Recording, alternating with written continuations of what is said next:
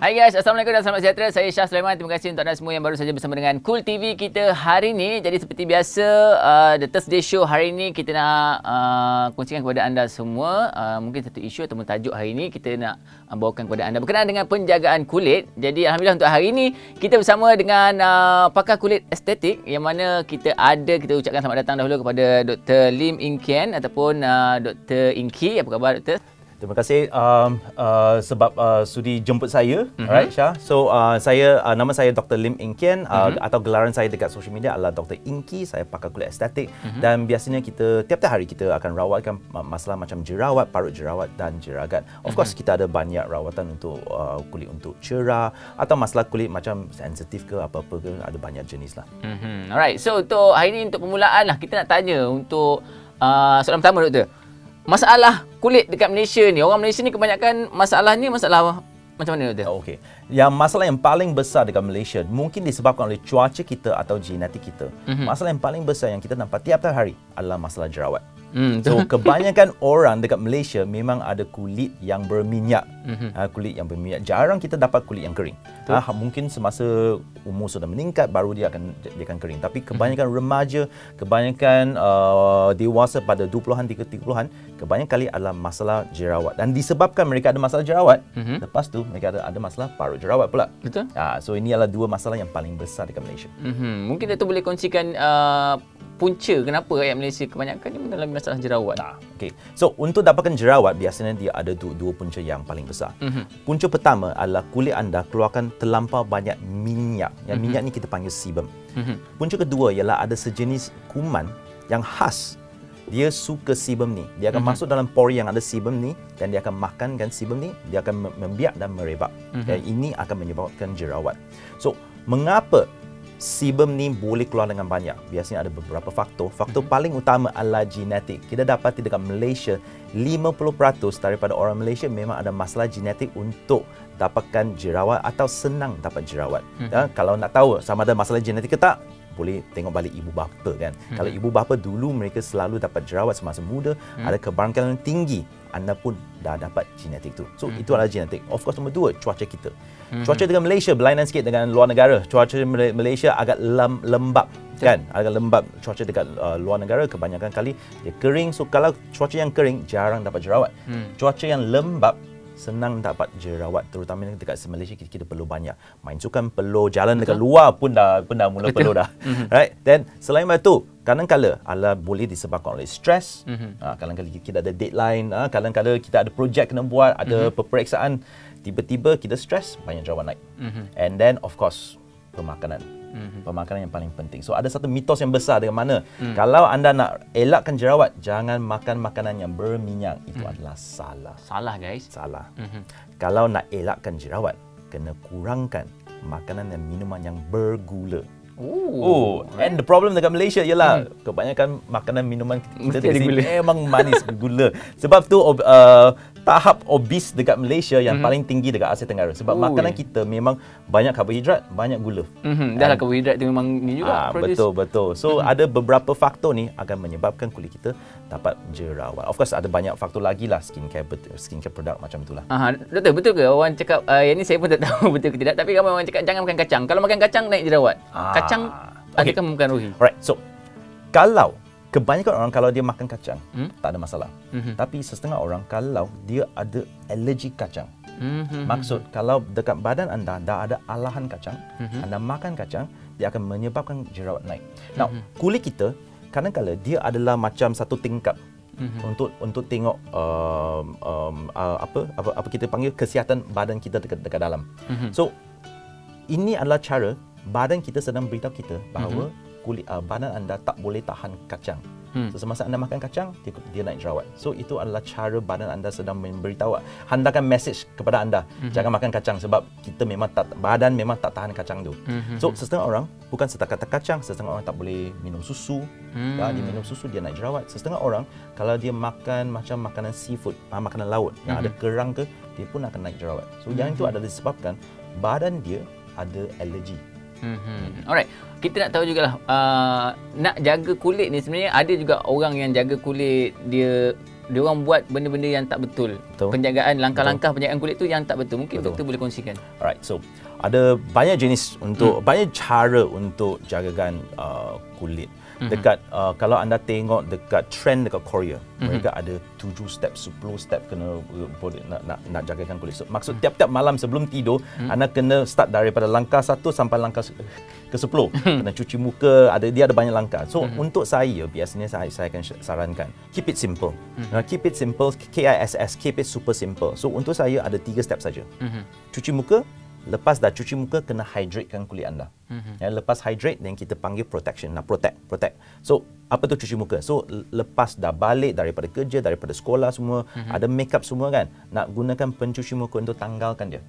Alright, so gunakan pencuci muka. Tak kisah anda gunakan pencuci mukanya apa, asal dia sesuai untuk kulit anda.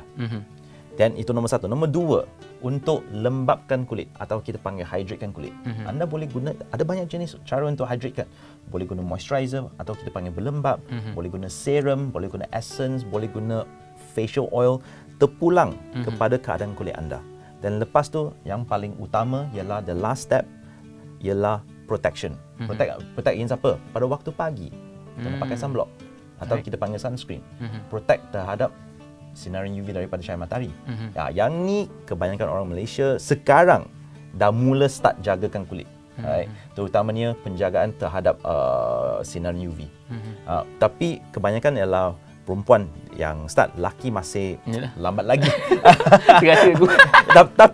Tapi kalau honestly lah, saya pun cakap kan, sampai umur 30 kan, saya pun tak pernah pakai sunblock. Lepas pada umur 30, selepas saya dah tahu semua ni, baru saya start jagakan kulit. So ini mungkin daripada segi pendidikan kot. Faham? Alright, kita nak tahu juga berbalik kepada jerawat tadi. Ada yang mengatakan mungkin doktor boleh terangkan, kalau ada sesuatu jerawat yang timbul dekat bahagian muka kita, dia dekat situ ada problem atau masalah. Okey. So, masalah jerawat ni naik adalah disebabkan kulit anda dekat sesetengah tempat tu keluarkan lagi banyak minyak daripada biasa. Now, ini mungkin disebabkan genetik. Sesetengah orang hanya keluarkan jerawat mungkin dekat dahi, sesetengah orang mungkin dekat pipi, sesetengah orang satu muka. Atau setengah orang mungkin tak akan keluarkan jerawat langsung. Saya pernah jumpa beberapa kawan saya cakap dalam hidup mereka tak pernah keluarkan jerawat. Tak ada langsung jerawat? Langsung tak ada. So semua ni adalah disebabkan genetik. Ada satu mitos dekat mana dia cakap kalau kita keluar dekat hidung ke, dekat pipi ke, adalah masalah apa kita panggil resdung. Resdung kan. But actually kalau kita nampak daripada scientific view, dia memang tak ada kena-mengena dengan resdung. Tak ada kaitan. Tak ada kaitan dengan resdung. So far kita dah hanya nampak kaitan dia adalah dengan genetik, dengan stres anda, dengan cara pemakanan anda. Dan last step adalah penjagaan kulit anda. Untuk sekarang ni kita memang PKP dan musim pandemik ni juga kita selalu pakai mask. Betul. Kan? Alright. Betul. So nak tanya juga, mungkin ada kena-mengena juga kalau dengan pakai mask ni akan mempengaruhi juga ketumbuhan jerawat dekat muka kita sendiri. Ada juga. So dekat seluruh dunia, bukan setakat dekat Malaysia ya. Dekat seluruh dunia daripada Amerika Syarikat, dekat Eropah, Afrika, dekat Amerika Selatan semua kan. Pakar kulit sekarang nampak lagi banyak kes jerawat. And kita sekarang panggil ni mask acne. Maksud jerawat yang disebabkan oleh pemakaian mask. Now, sampai sekarang kita pun tak pasti mengapa ini akan berlaku. Mengapa ini akan berlaku? So, ada 2 teori. Teori pertama mengapa ini akan berlaku ialah sebab biasanya semasa kita nafas, hembusan kita dalam tu ada wap air. So setiap kali kita hembuskan keluar, wap air itu akan hilang dekat persekitaran kita, dekat udara.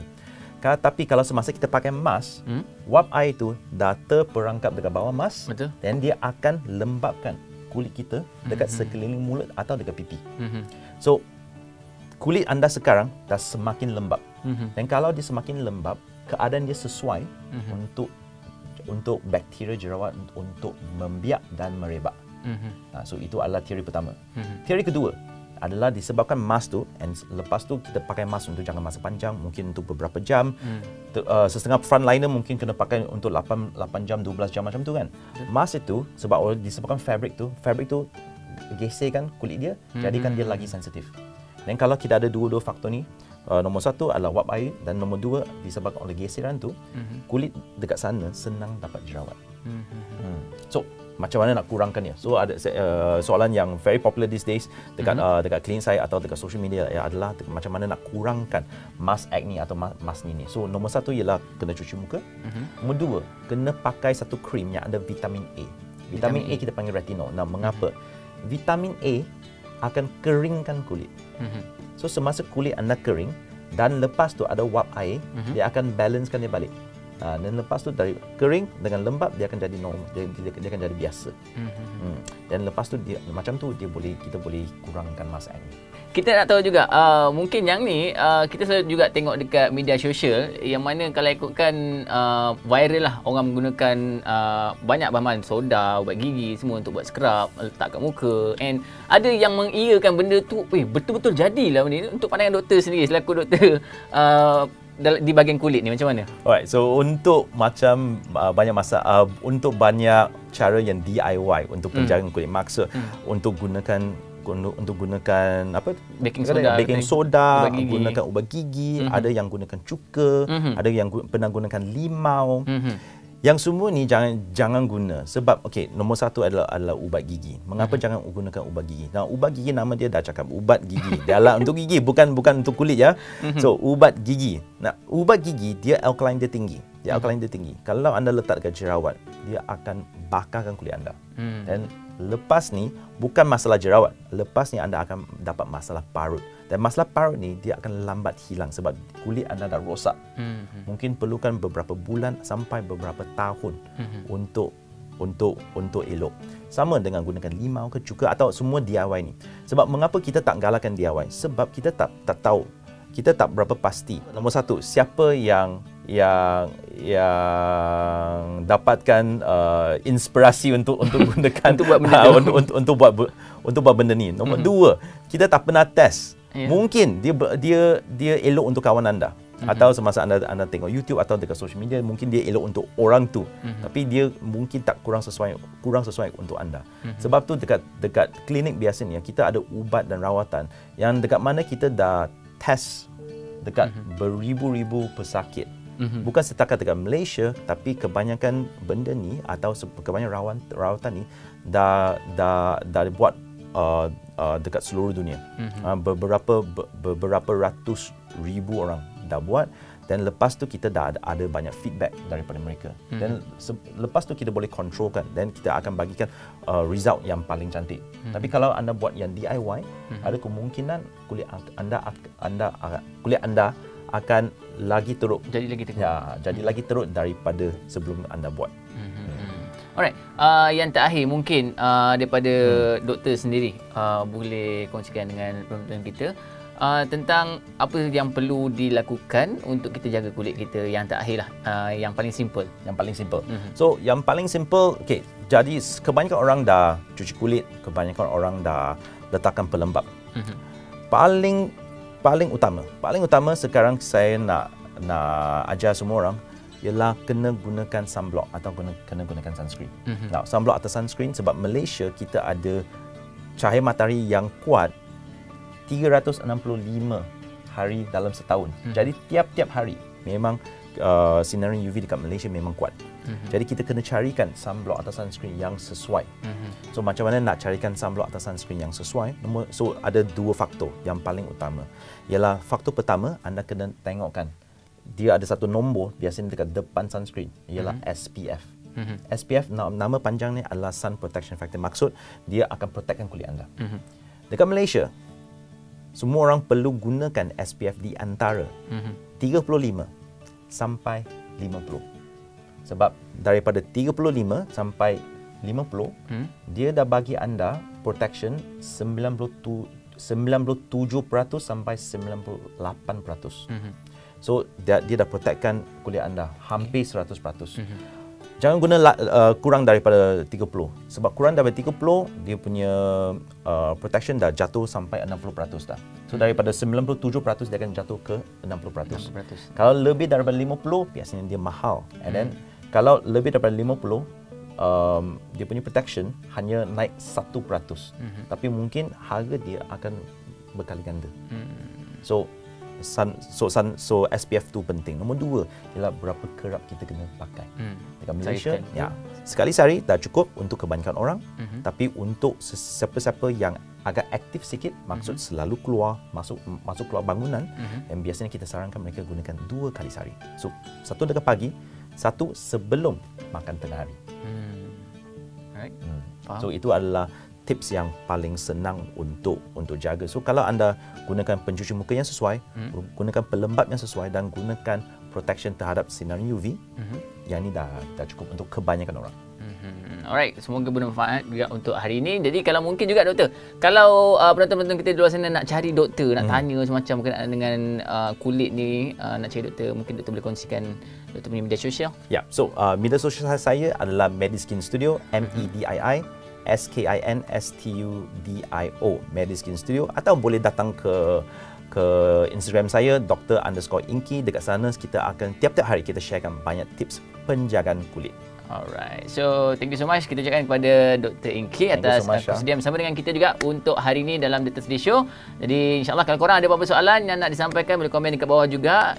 Mungkin satu hari nanti kita bawa doktor juga turun ke radio kita nanti, insyaAllah. Alright, so jumpa lagi untuk The Thursday Show di episod akan datang bersama dengan saya Syah Sulaiman. Assalamualaikum, jumpa lagi guys, bye. Okay, bye-bye. Terima kasih doktor. Thank you so much. Alright.